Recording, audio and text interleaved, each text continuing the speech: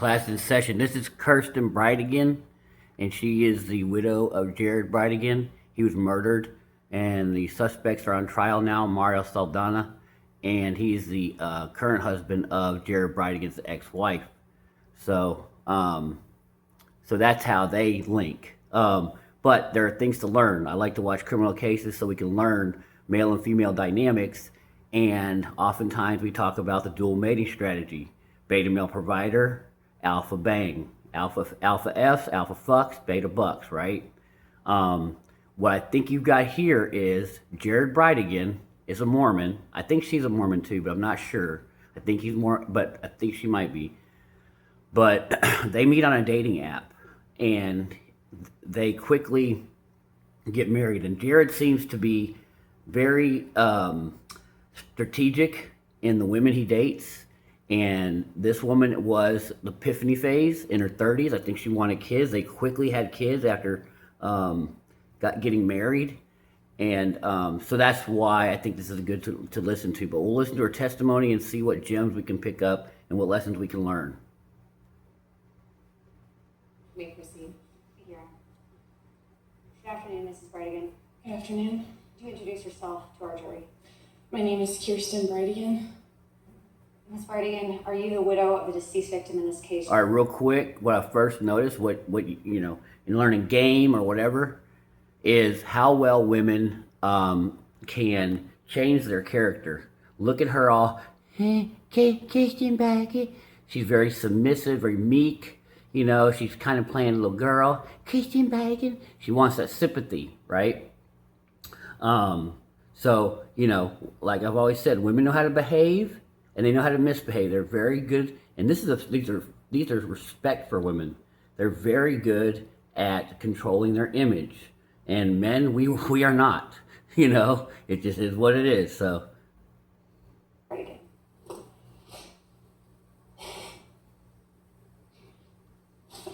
Look, she's trying, and I'm going to tell you right now, I've seen her do other interviews. She doesn't cry. These are crocodile tears. She can't even cry. I'm telling you, like, I've seen her. So in the beta male provider side of dual mating strategy, oftentimes I don't think, and I don't think she's so sad that you know, he passed. I'm just saying. I'm watching her body language. There are no tears. I'm just saying, and watch how quickly she recovers. I'm going to start with a couple questions into your background, okay? Where are you originally from? She's trying to cry. I was born in California, but raised most of my life in the Seattle, Washington Doing pretty area. good. I hope if I ever got married, like, my wife can't even talk. You know, I mean, if people are probably like, yeah, right, buddy. No, but seriously, like, I mean, she's even feigning, performing, like, being performative, like, acting sad, dude. She's doing just fine. And what's your educational background? Her husband was gunned down in the middle of a road. And this is her behavior, and left her with 2 kids. A bachelor's degree. What brought you to Jackson? And that's all the sadness you get. Jared, we had met on a dating app when I was living in Charlotte, North Carolina. What a gem right there. What do I say? Dating apps are beta male predator hunting grounds, gentlemen. Why do you think she was on there? She wanted babies. And Jared Brighton was a handsome man, pause. And, you know, he presented himself as a, you know, got it together type guy. And so he was, you know, he definitely had the genes, pause. He did. Strong guy, handsome guy.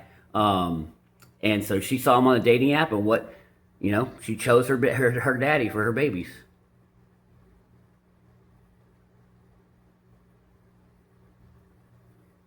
When we decided to get married, I moved down here to be with him and the kids.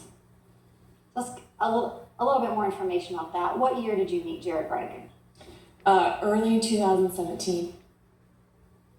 And at the time you were living in Charlotte? I was. And you all developed a relationship. Tell the jury very briefly how it was you came to get married and ended up here in Jacksonville. So like I said, we met on a dating app, and then he drove 7 hours up to Charlotte to take me on. Bad maneuver. Okay? Now, she probably had it locked in that she wanted this guy as a, you know, baby daddy, but women are not going to respect that, you know? They're not. 7 hours, that is, that there's no one, you can't find anybody. I mean, I've even gone to Dallas, and I used to go to Dallas and Austin. You cannot drive that far. Women will not, players don't drive that far, so already messing up. Date. We spent basically an entire day together on that first date until Big deal. home, and then we just kept doing long distance and FaceTiming and. Okay, so they banged. She's not gonna say it probably, but it doesn't matter. I'm not all I'm not all like obsessed with banging, but it is important, we see get the public face and the private face, right? But he had one date, now they're FaceTiming, emailing. So, she's already locked in that she wants a daddy. She wants kids. She's in a hurry to get kids. So, that's why if he presents himself in this beta male provider way, and I think she even gives him the job as a Microsoft exec. She works at Microsoft, so she gets him the job, But he had the genes, the looks that she liked. We decided to get engaged and then get married later that year. When you met him, did you know that he had previously been married? I did. And did you know that he had children from that marriage? I did. Before you got married, did you have the chance to meet them and get to know them? I did. We spent a lot of time after he and I had kind of established a relationship, spending time with his kids to make sure that would be a good fit for all of them. Yeah, and the true story is Shauna kept him, his ex-wife kept him a lot while he was with her. And they're long distance, so she didn't spend a lot of time with his kids. She wanted kids, and that's her goal, and she's going to get them. And that's the way the woman is, especially in the epiphany phase. 30 years old, she knows her clock is ticking. I need kids. I need to stick the landing. Give me a husband. So after you and Jared were married, you moved here to Jacksonville, Florida. And where in Jacksonville did you live? We moved into a home in Nocatee that he had already owned when we got married, and then we later moved a few minutes down the road, just outside of Nocatee. And did you have children with Mr. Brighton? I did. We had two daughters. Right away. And what are their names and ages? Bexley Brighton, who is currently 7, and London Brighton, who just turned 5. I want to ask you a So little boom, bit boom. about the time leading up to your husband's death. Specifically, I want to ask you about your co-parenting relationship with Shanna Gardner and a man named Mario Fernandez, okay? Mm-hmm. Do you know Shanna Gardner and Mario Fernandez? I do. When you walked into court today, did you see Mr. Fernandez? I did. Can you identify him for the record by where he's sitting and an article of clothing that he's wearing? He is sitting to the right of me wearing a gray suit and a reddish tie. May the record reflect the witness has identified the defendant. Yes. When you first married Jared, was he still involved in litigation from his divorce and leading to child custody issues with Ms. Gardner? Yes, they were arguing, I believe, about child support around the time of our wedding. And from what I understand, Jared was making it tough. See, these two were in cahoots, I think, to make it tough for Mario and Shauna. I'm just saying. And she has had 7 hearings. She's a witness in a murder case, and she's refusing to turn over her phone. The judge has ordered her 3 times, I know of, to turn over her phone. She won't. There's something in that phone that she doesn't want to turn over. I don't know. I'm just saying. She's fighting tooth and nail. It's very odd as a witness of a murder case to fight that hard to keep your phone. I understand our phones are, private to us, but you're a witness and they're limited on what they want to take. But fighting that hard when the government tends to have a right to get it in a murder case, you're a witness. Get married. In October 2017. At the time you got married, was Ms. Gardner married to Mario Fernandez? She was not. And had you ever met Mario Fernandez before then? I had not. At some point, did Ms. Gardner marry Mr. Fernandez, to your knowledge? Yes, I remember we got a text while in church letting us know that they were married now.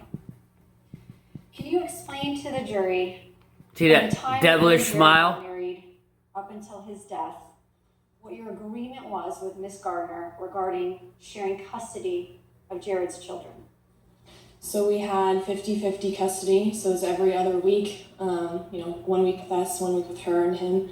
And then there was a date night once a week on the off week. So if we didn't have the children, we'd have a date night with them. And if we had the children, then Shanna and Mario would have a date night with them on that week. The jury is going to get the opportunity to look at the filings from the family law case. Were you involved in any of the litigation between Mr. Brighton and Ms. Gardner? Yeah, I don't think I was named in most of them, but we did work together on... To mess with them. What types of issues were your family litigating with Ms. Gardner in regards to the children? There's all sorts of things. It was where they went to school after Miss Gardner and Mr. Fernandez moved, addresses. It was who would pay for medical expenses, especially an oxygen machine that my stepson needed for his health. Shanna Gardner, her family is worth like $200 million. They have a arts and crafts store that they started, family business, her mom and dad, and it's worth like $200 million in the Mormon community in Utah. So they're very rich. There was a lot of things that were litigated. Could you describe what the co-parenting relationship was like between the four of you? Would you consider it civil, amicable, petty? It was pretty terrible. What do you mean by that? Well, and she says that, but you all have, for it to be terrible, everybody has to be contributing to its terribleness. So, she's in cahoots.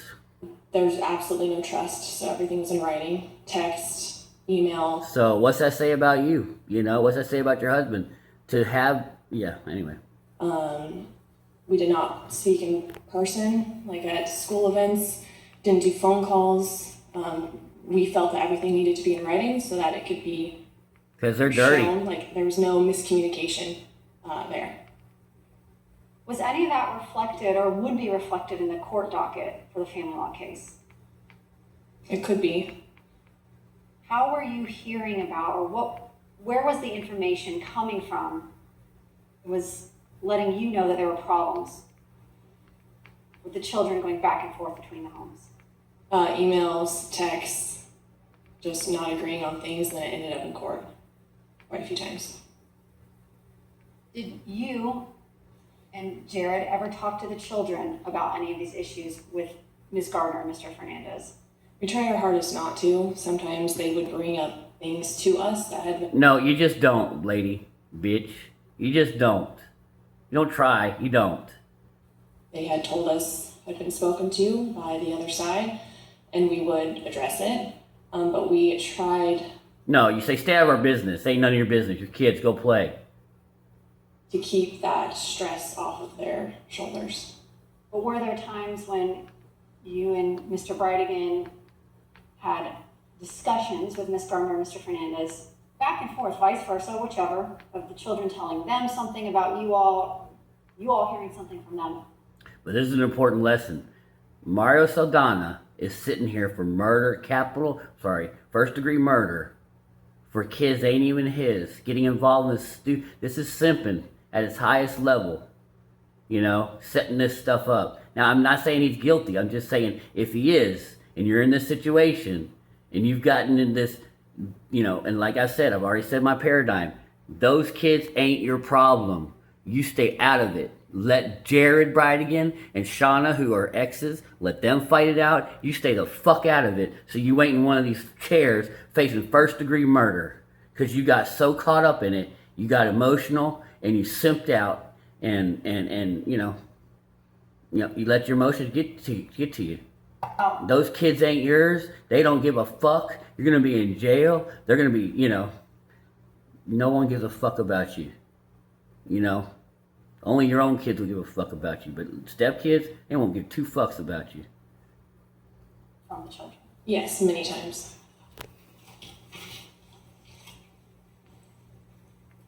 And you mentioned that everything was in writing. Did you or Mr. Brighton speak with Ms. Gardner or Mr. Fernandez in person or by phone, or was everything in writing? There might have been, just casual remarks at a doctor's office or a school event, but we really tried not to have verbal communication. It's ridiculous. When you went to school events, describe for the jury how that interaction was between yourself and Mr. Brighton, and Mr. Fernandez and Ms. Gardner. When it was something where all four of us were at, it was very tense. You could just feel the tension. Jared, he would kind of retreat into himself and be quiet and like not want to make eye contact. So it was not a comfortable experience ever. No, you need to lead and look the man in the face, look your wife in the face, say hi, how you doing, nice to see you, and soldier up for the kids. This is bitch ass petty shit, y'all. They're all responsible and they're pulling petty shit. And no, I just have a little bit of background on that Jared guy. He was a little petty bitch. All able to co-parent such that you could attend parent-teacher conferences together, doctor's appointments together, school events together. We tried our best not to. We had separate parent-teacher conferences. There would be doctor's appointments where we were there, dentist appointments when they would come to just be there when it was on our week. There was one specific doctor's appointment for our stepson where they were going over details of some medication where all four of us were there to make sure we're on the same page as far as his care. But typically we tried to keep those separate. Was there ever a point in time where the co-parenting relationship was improved or better, or was it generally always tense and difficult? There were little moments here and there where it was kind of oddly calm, like just kind of waiting for something else to drop. But I would say the vast majority was pretty tense. When you had your own children, starting with Bexley and then London, did that cause any kind of improvement or difference in the relationship with your co-parents? I personally felt that it made it worse. I felt like after that, the things that my stepkids would come home saying, it kind of intensified as far as like the negativity they were hearing. And to be fair, some of that negativity was also coming from your side towards them. Yeah, we did not like each other. Yeah. You're all responsible. Petty bitch.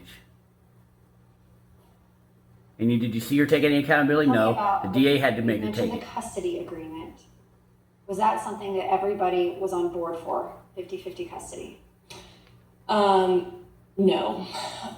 There was one specific thing that was a pretty contentious point where Shanna had wanted to allow overnights with step-parents, specifically Mr. Fernandez, without her present. See? He loved them. He loved them. This is why you're simping out for these stupid kids. Just were not comfortable with that and fought back really hard. Even saying like, I will not get alone overnights with the kids to make sure that You didn't want any overnights with the kids. And that was a big one that we fought over time and time again. Before his death, were you and Jared interested in or attempting to increase your share of custody of the twins? We were not. To your knowledge, were you involved in any litigation, or did you have any indication that Ms. Gardner was attempting to get more share of custody of the twins? There were some things that my stepdaughter had told us. Stepdaughter. Oh, it's hearsay, by the way. It's a little fucking girl. You're gonna go on her info? Idiot. Without saying what your stepchildren told you, did you and Mr. Brighton speak with an attorney or take any steps based on an indication that you might have to fight a claim for more custody on? Because some little girl told you?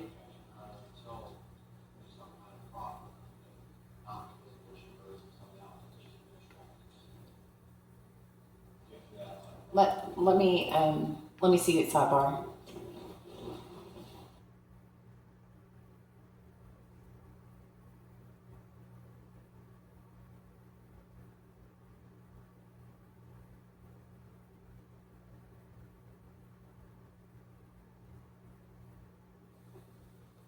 Leading up to Jared's death, were you also making arrangements for Jared's daughter, your stepdaughter, to be baptized in the Mormon Church? Yes, she had expressed a desire to do so. And did you and Jared, were you practicing members of the Mormon Church before his death? We were. And were you taking her to services, or is that what you call them, services? Yes, yeah, we were. Okay. And were you helping her prepare for the baptism, making sure that she had the appropriate outfit, the appropriate classes or training or whatever it was she needed to do in order to get baptized? We were. In our church, children are usually baptized at the age of 8, and she was 9. And we just wanted to make sure she knew what that meant, what a baptism means, what it means to make that decision for her life. So yes, we were talking about it at home. She was receiving what they call lessons, like just going over, the beliefs and everything. And she and I had talked about picking out a dress, and then she actually ended up going shopping for one with her mom. Huh. Yeah, you don't do Did shit you and with them. Jared have, without saying what it was, correspondence regarding her decision to be baptized Between the two of us? between yourself and Jared and Miss Gardner and Mr. Fernandez? Yes, we did. Was there back and forth between the two sets of co-parents regarding her decision to be baptized? Yes, there was. And do you remember how close in time before Jared's death that back and forth correspondence was between yourself and Mr. Brighton and Miss Gardner and Mr. Fernandez? I believe it was the month or two leading up to his death. I want to ask you, go back to date night. Okay. Was date night something that you all agreed on in writing? Yeah, it was part of the parenting plan. And what was the schedule for date night? So it was Wednesday nights on the week that the parent A didn't have the child, then parent A would get Wednesday night, date night. And it was always Wednesday evenings. The time itself shifted slightly, like a few months before Jared died because of, am I allowed to say names? Or just step?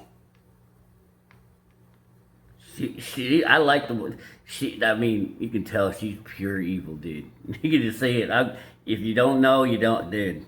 She acted all, can I say name? Dude. Since we're talking about minor children, for purposes of the record, you can refer to them by their initials. So I'll ask you that. Jared's children are Ms. Gardner, are male and female children. We're going to call them A, B, and LB. Are those their initials? Yes. Okay. Okay. So the time shifted slightly because AB was now in a different gymnastics schedule. Where did she do her gymnastics? At a facility just a few minutes down the road from our home, In Nocatee? just outside of Nocatee. How long had date night been a regular routine between the co-parents, parents A and parents B? I believe the entire time of my marriage to Jared, and I believe since the divorce. So several years. Yes. And was it always Wednesdays in the evening? Yeah, as far as I can recall, it was always Wednesdays. Did you participate in date night? I did up until the birth of our second daughter, and then postpartum, baby sleep schedule. Excuses. After my second daughter, I didn't give a fuck anymore. I got what I wanted. Postpartum, and I know Lindsay Clancy, guys, this is for the guy. Postpartum's made up bullshit. This is when the woman don't like you no more, and she's going into being a shrew. She don't want to be around Jared no more. If she really likes you, she don't. We just went over in the other video. Women do not like your stepkids. Men do not like your stepkids. Do not be involved in other kids' lives. Yeah, the first chance she got to stop going, she stopped going. A little bit difficult, and so Jared would take our daughter Bexley with him on date nights with the twins. And you mentioned the birth of your second daughter. When was your second daughter born? In August of 2021. And so in the months leading up to Jared's death in February of 2022, were you attending date night? I was not. Did Bexley go with Jared to every date night? Yes. Yeah. She got rid of her own kids too.